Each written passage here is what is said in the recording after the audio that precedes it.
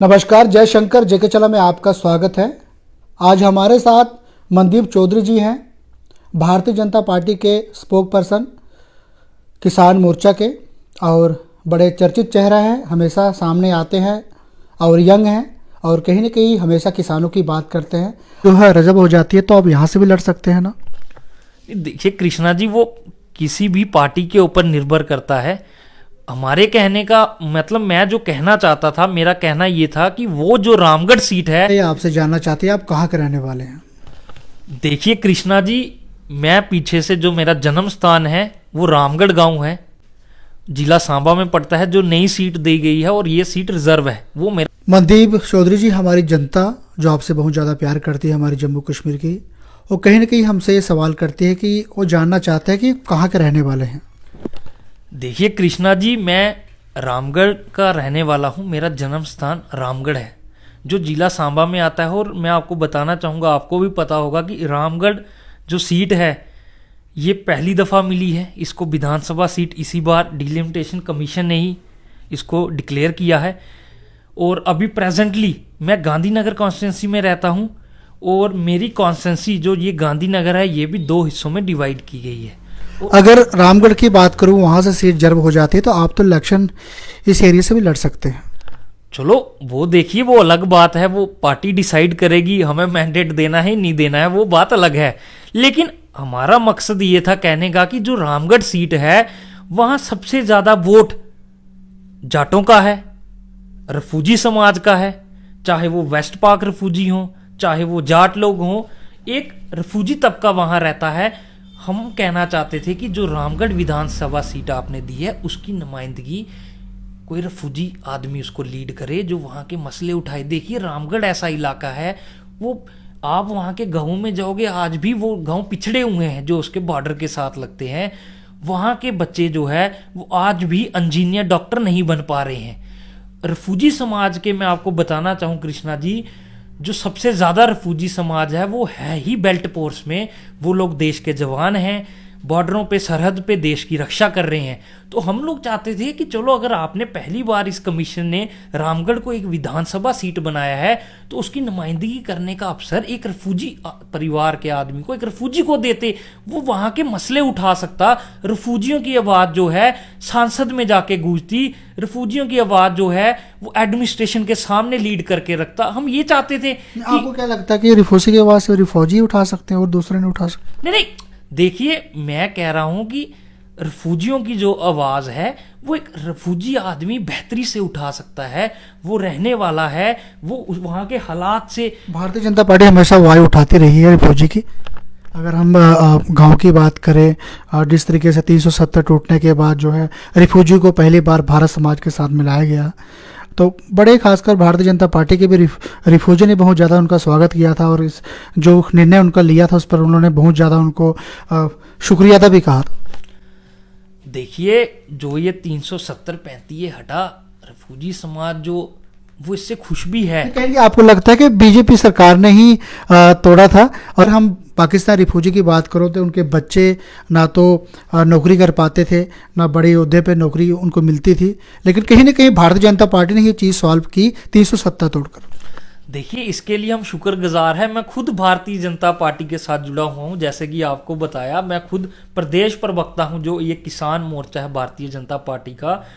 हम लोगों ने इसका जोर शोर से स्वागत किया, इस फैसले का। 35 से 370 जो सरकार ने तोड़ी। जो वेस्ट पाक रिफ्यूजी थे हमारे, खास तौर से रिफ्यूजियों में, उनके पास कोई राइट नहीं था। उन लोगों को आज डोमिसाइल दिए गए। कहीं ना कहीं चलो उनके बच्चों को एक नौकरी करने का जो अवसर है, प्रावधान है, वो सुविधा मिली। लेकिन देखिए जो ये डिलिमिटेशन कमीशन ने हमारे पूरे सूबे, जम्मू सूबे को जो सीटें बढ़ा के दी हैं, हम उसके लिए भी उसके शुक्रगुजार हैं कि उसने हमारे पूरे जम्मू सूबे को, हमारे प्रोविंस को 6 सीटें जो है बढ़ा के दी। लेकिन हमारा कहने का मसला है, कहीं ना कहीं जो 47, 65 और 71 वाला जो रिफ्यूजी समाज है, चाहे वो पीओजेके के रिफ्यूजी हैं, छंब इलाके के हैं, और साथ ही साथ वो वेस्ट पाक रिफ्यूजी हैं, इन लोगों को कहीं ना कहीं मायूसी हुई। क्योंकि देखिए पीओजेके की 24 सीट जो हैं, 24 सीटें रिजर्व थी, आरक्षित थी। हम लोगों को लगता था कहीं ना कहीं ये डिलिमिटेशन कमीशन उन सीटों को हमारे समाज में बांटेगा, हम लोगों को वो सीटें दी जाएगी, रिफ्यूजियों को वो अधिकार दिए जाएंगे। इस कमीशन ने तो ये भी कहा था कि ओबीसी लोगों के लिए, जो ओबीसी तबका है हमारा, उनको भी सीटें दी जाएंगी। लेकिन हमारे पूरे जो ये रिफ्यूजी समाज है, इनको निराशा ही हाथ लगी। चाहे वो आप कठुआ बॉर्डर एरिया ले लीजिए, कठुआ बॉर्डर जो विधानसभा सीट वहाँ की बनाई गई है उसको रिजर्व कर दिया गया, सांबा जिला के रामगढ़ को रिजर्व कर दिया गया, जो ये अरनिया का क्षेत्र, जो ये इलाका बिश्नाह हमारी सीट है, उसको रिजर्व कर दिया गया। सुचेतगढ़ कॉन्स्टिट्यूंसी जो 1996 में चौधरी चुन्नी लाल जी ने हेजिटेशन की थी, इस सीट के लिए लड़े थे, उसको मर्ज कर दिया गया, ख़त्म कर दिया गया, आरएसपुरा के साथ मिला दिया गया। आरएसपुरा पहले से ही 20-25 सालों से रिजर्व है। वहाँ से जो लोग 20 सालों से जो रिफ्यूजी है, चाहे वो जर्नल है, जो भी वहाँ से तैयारी कर रहा था, उनको भी मायूसी हाथ लगी। जो मड़ इलाका है जहाँ रिफ्यूजियों का अच्छा खासा वोट है, उसको रिजर्व कर दिया गया।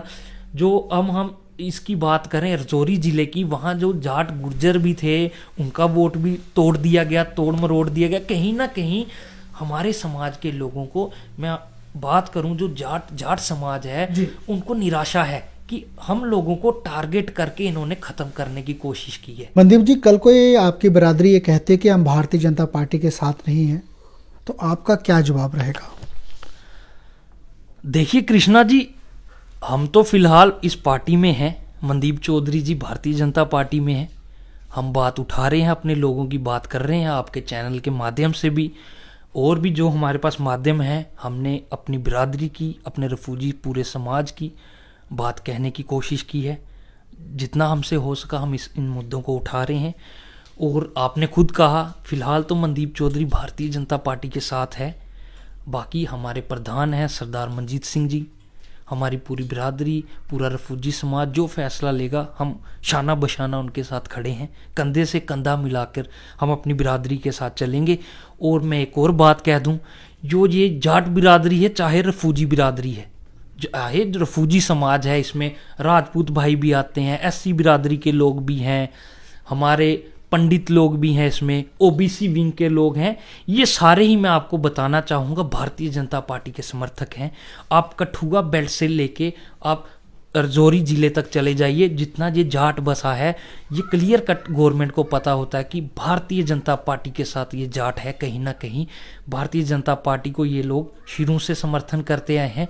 भारतीय जनता पार्टी ये यहाँ भी खड़ी होती थी, ये बात कहती थी कि ये जाटों की बैलेट है, ये हमारी बैलेट है, ये लोग हमारे साथ हैं। हमने शाना बशाना इस पार्टी के साथ हम लोग चले हैं, पूरा हमने इनको समर्थक दिया है।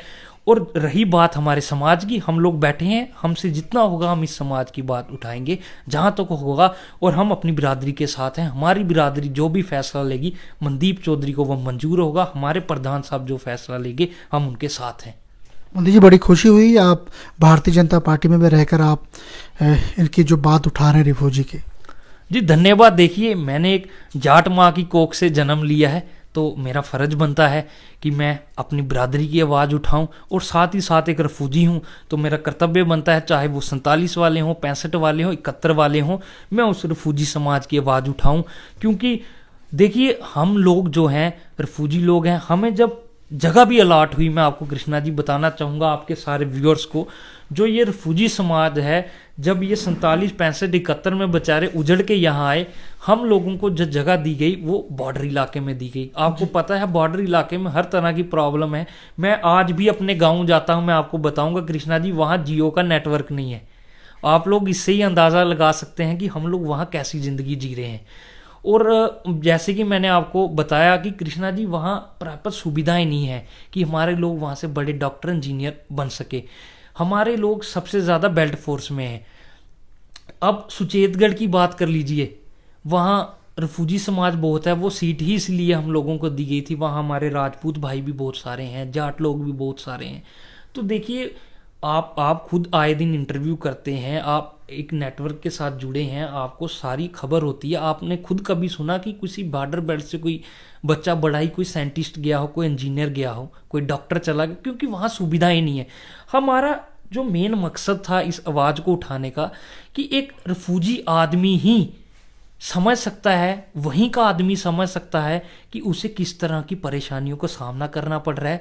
उसका समाज जो है उसके पीछे चल रहा है, वो कैसी परेशानी झेल रहा है, ये एक रेफ्यूजी ही वहां से उठ के वहां आवाज उठा सकता है जाके। इसलिए हम चाहते थे कि जो ये बॉर्डर इलाके हैं जहां रेफ्यूजी समाज ज्यादा है, देखिए अब हमारी संख्या जहां ज्यादा है, चाहे वो जाट बिरादरी चाहे पूरा रेफ्यूजी समाज है, उन्हें मौका लीड करने का मिलना चाहिए कि वो कहीं भी अगर आगे जाता है वो वहां की उस तबके की आवाज वहां बुलंद कर सके। मैं आपको बताना चाहूंगा आज भी जो बेस्ट पाक रेफ्यूजी जो हैं, रेफ्यूजियों में जो आते हैं बेस्ट पाक रेफ्यूजी जो हैं, उनको आज भी जगह नहीं है। वो बेचारे एक एक दो दो मरले में रह रहे हैं। आप जहां मर्जी जाके देख लीजिए, जो 65 71 47 के जो बाकी भी हमारे रेफ्यूजी लोग हैं, कईयों को जगह गांव में बॉर्डर पे बिल्कुल जाके मिली, कुछ बेचारे आज भी बिना जगह के रह रहे हैं, दर बदर की ठोकरें खा रहे हैं। जिसको उस समय जो मिल गया, जो बेचारा रह गया। तो हम चाहते थे कि वहाँ का आदमी नुमाइंदगी करे और हम लोगों की रेफ्यूजियों की जो बात है वो जाके ऊपर मसले उठाए उनके, चाहे वो एडमिनिस्ट्रेशन में हो चाहे वो किसी सांसद में हो, हमारे लोगों को वहाँ के लोगों की बात उठाए, वहाँ स्कूल बने कॉलेज बने, हमारे भी बच्चे कल को पढ़ें आगे बढ़े। माँ बाप के सपने हैं, उनके बच्चे भी उनके सपने साकार करें।